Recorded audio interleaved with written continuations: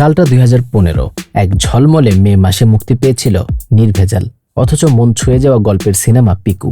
এক বাবা মেয়ের সম্পর্ক, এক অপ্রত্যাশিত রোড ট্রিপ, আর তার মাঝখানে গড়ে ওঠা কিছু সহজ অথচ গভীর মুহূর্ত। এ নিয়েই ছিল ছবিটির কাহিনী। সিনেমায় দীপিকা পাড়ুকোনের চোখে ক্লান্তি আর ভালোবাসা মেশানো চাহনি দেখেছিলেন দর্শক, কিংবা অমিতাভ বচ্চনের মুখে কনস্টিপেশনের শব্দটাকে নতুন করে জীবন্ত হতে দেখেছিল তারা। আর সেই সিনেমাটিতে ছিলেন প্রয়াত নায়ক ইরফান খান।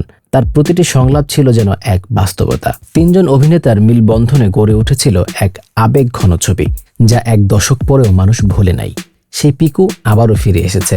আগামী 9 মে মুক্তির 10 বছর পূর্তি উপলক্ষে আবারও বড় পর্দায় আসছে ছবিটি।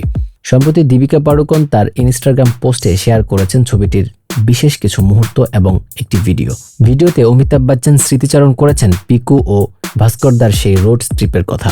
বলেছেন, এটা ছিল অপ্রত্যাশিত, ছিল আবেগ, হাসি আর উত্তেজনা। পিকু আবার আসছে সিনেমা হলে, দেখবেন তাই না? দীপিকা নিজেও যেন সিনেমাটি নিয়ে একটু আবেগপ্রবণ।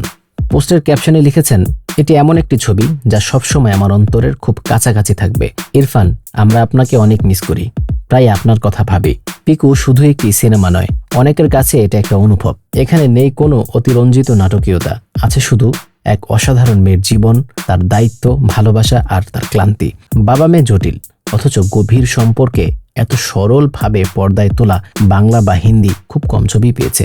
সিনেমাটি যখন প্রথম মুক্তি পায় তখন শুধু দর্শকদের ভালোবাসাই পায়নি, ভারতের 63 কোটি আর বিশ্বব্যাপী 141 কোটি টাকা আয় করে নিয়েছিল। অমিতাভ বচ্চন এই ছবির জন্য পেয়েছিলেন জাতীয় চলচ্চিত্র পুরস্কার।